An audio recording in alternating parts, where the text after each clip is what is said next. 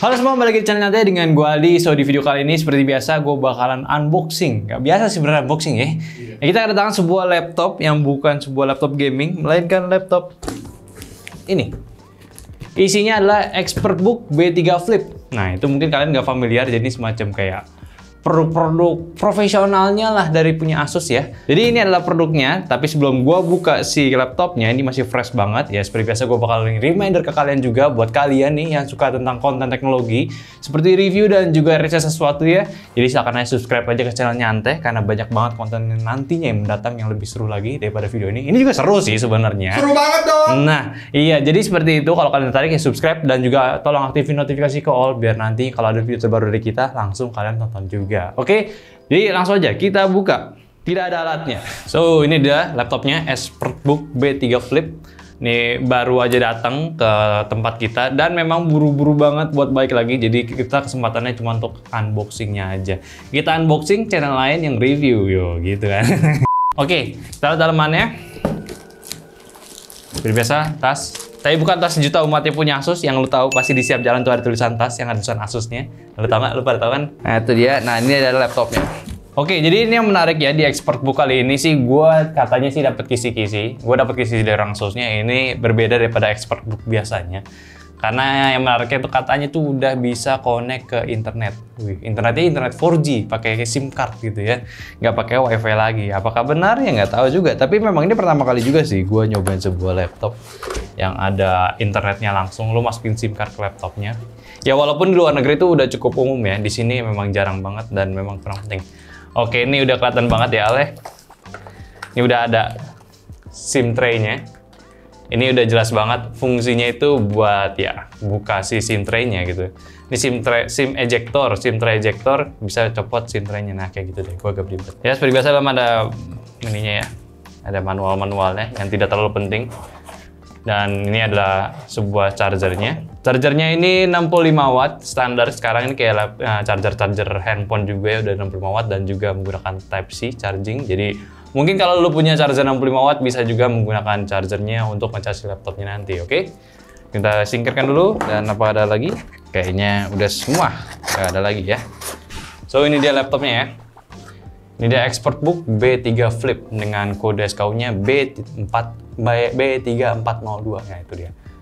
Ini ExpertBook-nya kalau gue lihat sih ya, ini lebih ini ya modern gitu ya, daripada yang sebelumnya. Sebelumnya kita pernah juga nyobain ExpertBook, tapi kayaknya lebih tujukan untuk para anak sekolahan karena memang bentuknya tuh lebih rigid dan juga isinya ada Chromebook-nya gitu ya, Chrome OS. Jadi yang kali ini kita dapetin itu udah punya Intel dan juga ya lebih modern buat digunakan yang nggak cuma untuk sekolahan aja, tapi untuk para pebisnis pun bisa digunakan, bisa menggunakan si laptopnya ini. Oke, so ini dia, kita buka laptopnya. Hati-hati. Tidak bisa dibuka pakai satu tangan ya, harus pakai dua tangan. Emang agak berat sih hinge-nya pas gue coba ya. Ini benar-benar beda banget daripada ExpertBook biasanya. Biasanya itu terlalu kayak rigid, old school, dan ya tidak pleasing di mata lah. Ini kali ini tuh ya ExpertBook-nya mirip-mirip ala-ala ZenBook lah. Gue suka dengan ya desainnya kali ini ya, asik banget. Dan mungkin kalau misalnya kalian penasaran juga, si ExpertBook ini pun juga udah ambil STD ya 810H, dan itu pun udah beberapa kali dites menggunakan kayak semacam hinge-nya, dites sampai 30.000 kali dibuka tutup ya. Jadi ini bakal kuat banget ya, pas juga ini hinge-nya berat gitu ya. Dan di bagian portnya sendiri pun ya mereka udah copot pasang sampai 15.000 kali untuk ya menjaga portnya itu tetap kuat gitu. Dan tentunya mereka pun udah ngetes si laptopnya ini jatuhin dari ketinggian 120 cm atau ya kurang lebih ya jatuhin dari ketinggian atas meja lah. Jadi ya kalau misalnya ini dijatuhin ya harusnya aman, tapi kita tidak mau coba. Jangan dong. Ini juga nih di bagian desainnya ya, gue suka nih. Ini juga sama-sama minimalis banget ya, modern juga. Tapi di sini ada semacam LED indikator. Mungkin ini asumsi gue mirip sama kayak Chromebook yang kemarin yang udah pernah kita coba, yaitu di sini macam indikator yang nantinya tuh kepake kayak semacam buat pakaian sekolah gitu. Jadi kalau misalnya ada masalah, dia bakal muncul indikator di bagian sininya. Terus juga si laptopnya ini pun udah flip punya ya. Jadi ini bisa dibuka 180 derajat. Lo bisa menggunakannya seperti ini ke tablet mode. So ini juga touchscreen juga. Dan tentunya lo bisa ya kalau kata brand-brand itu sharing mode, jadi lu bisa menidurkan si laptopnya ini hingga 180 derajat dan lu bisa sharing layarnya ke teman-teman lu yang satu meja dengan kalian. Oke, langsung aja kita nyalain laptopnya. Oke, ini kayaknya makan waktu yang banyak juga karena tiba-tiba updating ke Windows 11. Sebenarnya kita mau personalize langsung ke desktopnya aja nih kayak ini aja udah lumayan lama gitu ya kita setup-setupnya, cuman ya udah apa-apa, kita bakalan jelasin dulu dari fisiknya lagi ya. Untuk layarnya si Windows maksudnya si ExpertBook B3 Flip ini pun udah punya layar di ukuran 14 inci, udah punya touchscreen juga, dan lu bisa touch langsung gitu ya tanpa ragu lagi, dengan layar yang cukup glossy ya, nggak ada kayak semacam anti glare-nya juga. Dan untuk si brightness ini udah mencapai 250 nits dan juga akurasi warnanya di NTSC 45%-an. Ya sebenarnya nggak terlalu tinggi-tinggi banget, cukup oke. Setidaknya ini udah di Full HD, jadi ya untuk penglihatan lu secara normal udah enak banget buat pakai harian. Kayak kemarin Chrome OS ya, Chromebook-nya si Asus juga, dia masih di 720p, menurut gue itu cukup why banget gitu ya. Kenapa masih menggunakan 720p, sedangkan ya sekarang ini udah eranya ya standarnya itu di Full HD gitu ya. Bahkan udah ada yang 16:10 yang lebih lebar lagi tampilannya gitu kan. Dan untuk si dalamannya pun, si laptop ini, si ExpertBook udah menggunakan CPU Intel i7 ya. Intel i7 1165G7 yang masih generasi 11-nya. Ini juga pakai CPU low power, jadi ya cukup oke. Dengan iGPU-nya pun pakai Intel Iris Xe, jadi ini udah bisa dipakai harian banget. Lo pakai buat kerja ataupun ya tugas-tugas ya, setidaknya ini udah aman banget lo pakai ya buat semuanya gitu. Kecuali lu pakai buat berat-berat main game, gua rasa nih perlu dipertanyakan juga, kayaknya lu jangan beli laptop ini kalau lu pengen main game tuh ya. Tapi untuk sebuah laptop kantoran pun dari spesifikasinya ini udah cukup menarik, karena dari yang i7 tadi lu juga udah bisa buat Word dan juga Office-Officean gitu ya. Kayak mungkin lu buka email-emailan, atau enggak lu kalau masih sekolah lu pakai buat data-data sekolah lu dan juga bareng sama guru lu, ini masih enak gitu ya. Dan lanjut untuk fisiknya lagi, balik ya, si laptop ini pun kita bahas dari bagian I/O portnya. Di bagian samping kiri dia itu ada Kensington lock, ada 2 USB-C. Yang satunya ini buat charging ya, ini bisa pakai buat 65 watt, terus ini sih ada USB-A-nya juga. Ini USB-A-nya tuh 2.0 ya, sorry, dan ini ada HDMI port. Kalau bagian ini menariknya karena ini ExpertBook, dipakai buat professional use, dan juga touchscreen juga di bagian sininya lo bisa tarik dan jadi sebuah pen. Jadi ini holdernya di samping sini, dan ini pun di tempatnya lu bisa ngecas untuk si stylus pen-nya. Ini menarik banget. Jadi lu bisa tinggal klik. Oke, kita cepet dulu, ntar kita bahas lagi nanti ya. Di bagian samping kanannya juga ada Ethernet port kalau misalnya kalian mau konekin secara kabel. Terus ada lagi USB-A lagi, 2.0 lagi, dan di bagian sini ini dia nih tempat yang tadi kita bahas di awal, tempat buat naruh SIM card. Mungkin ntar kita juga bakal tes setelah bahas ini. Dan di sini ada audio jack, dan tentunya di bagian samping ini adalah untuk volume rockernya, tidak melalui keyboardnya, melainkan bagian samping. Ini umum banget kalau buat laptop tablet ya, pasti biasa itu menggunakan sampingnya untuk tombol volumenya. Kalau misalnya kita bahas lagi deh, kita bahas keyboardnya ya. Keyboardnya ini ya standar aja, minimalis tanpa numpad. Dan di bagian area kanannya ini pun ada semacam tombol power, dan ini pun juga udah fingerprint scanner, jadi kalau buat login pakai jari lo bisa langsung pencet aja. Kalau misalnya di bagian sini touchpadnya udah cukup besar juga, posisi tengah, dan ini ada touch untuk nyalain numpadnya. Jadi selain dari physical, dia menggunakan si digital di area touchpadnya. Ya menurut gue sih ini ya opsional lah, kalau kalian butuh banget bisa menggunakan ini. Cuman kalau buat gue, selama ada kayak di ZenBook ataupun di yang Asus-Asusan yang punya ya screenpad ini, gue sih jarang banget menggunakannya. Dan menariknya lagi, yang nanti kita bakal tes juga, si kameranya ini ada di bagian keyboardnya dan juga di bagian atasnya. Kalau yang atasnya pun spesialnya dia juga ada privacy shutter ya, jadi kalau misalnya kalian mau tutup, tinggal tutup aja. Yang mana nanti kalau kita sambil demoin setelah update-nya ini, si laptopnya ini tuh bisa dipakai buat kayak semacam handphone mode gitu ya. Apalagi kalau misalnya pas kemarin yang buat dipakai anak sekolah, itu skema yang digunakan tuh cukup menarik. Jadi lo ketika di mode tablet, lo bisa membuka kameranya seperti ini, dan kamera yang digunakan bukan kamera ini, bukan kamera yang ada di layarnya, melainkan di bagian sininya. Jadi lo pakai seperti ini, dan lo bisa merekam apa yang ada di belakang si laptopnya ini. Gitu, menarik banget kan?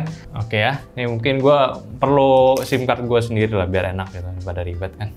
Dan sebenarnya gue masih belum tahu ya sistem untuk penggunaan 4G-nya ini atau nggak data internet itu di laptop itu seperti apa. Mungkin sih asumsi gue bakalan kayak iPad gitu ya, kayak di tablet-tablet itu. Gak bisa buat dipakai nelfon, tapi buat ya ini ya, provide internet tanpa ada wifi sih. Dan di sini, dia di sini ada semacam ini ya, bentukan handphone juga. Jadi nggak cuma buat SIM card si nanonya aja, melainkan lu masih bisa menggunakan micro SD card slot. Jadi kalau misalkan kalian mau ekspansi storage-nya melalui SD card masih bisa. Oke, akhirnya udah ke setting ya. Udah kita bisa masuk desktop. Jadi beberapa yang kita bakal jelasin lagi seperti ya stylusnya. Ini udah include juga nempel di bagian bawah keyboardnya. Jadi lu tinggal tarik kalau mau pakai tulisannya seperti ini. Jadi ini selain udah touchscreen di layarnya, lu bisa pencet langsung atau enggak ya lu tinggal pakai stylusnya ini kalau buat tulis-tulis seperti itu. Ntar kayak gini nih.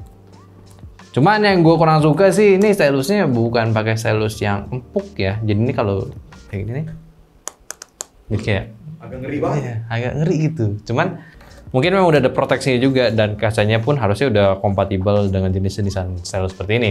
Dan internetnya pun di sini udah langsung kedetek ya. Gue suka banget deh. Di sini bukan WiFi lagi. Ini bagian sini langsung ID Telkomsel.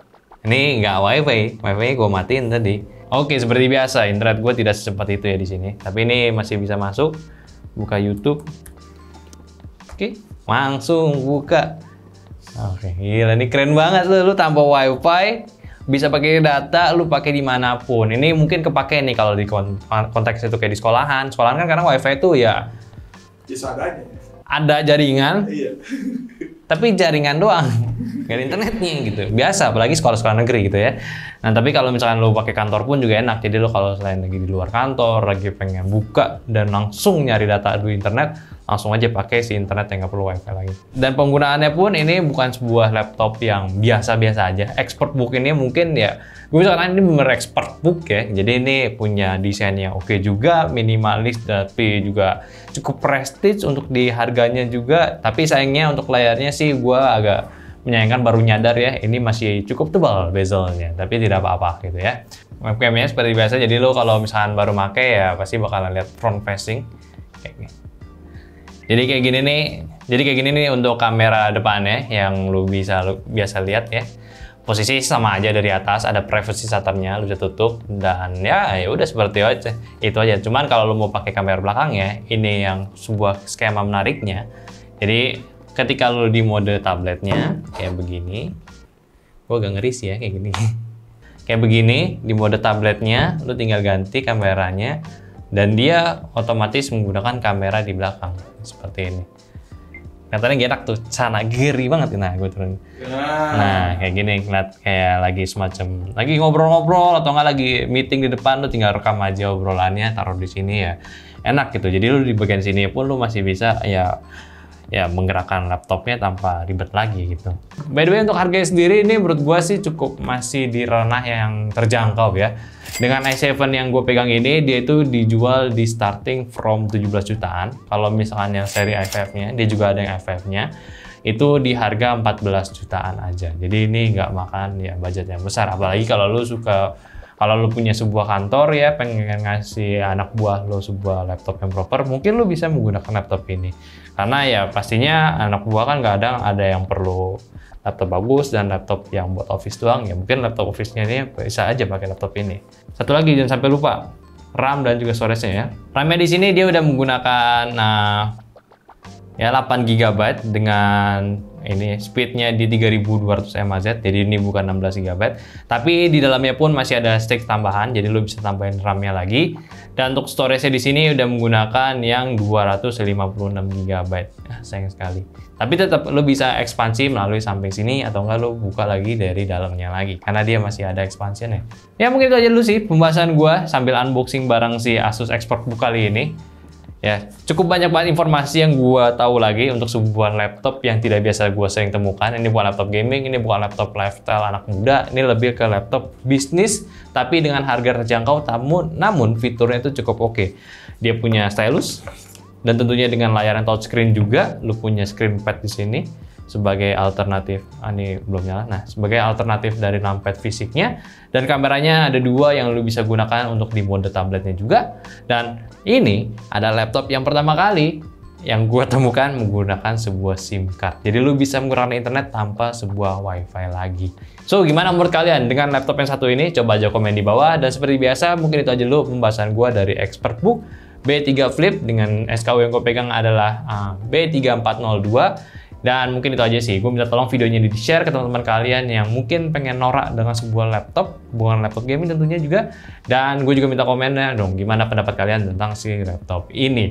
Tapi seperti biasa di akhir video, gue minta juga untuk follow semua akun sosial media kita yang ada di Facebook, TikTok, Instagram, dan juga Discord. Semuanya linknya ada di deskripsi. Dan juga jangan lupa untuk aktifin notifikasinya call, biar nanti kalau ada video terbaru dari kita, kalian langsung tonton. Oke? Jadi sampai jumpa di video nyantai selanjutnya. Bye-bye!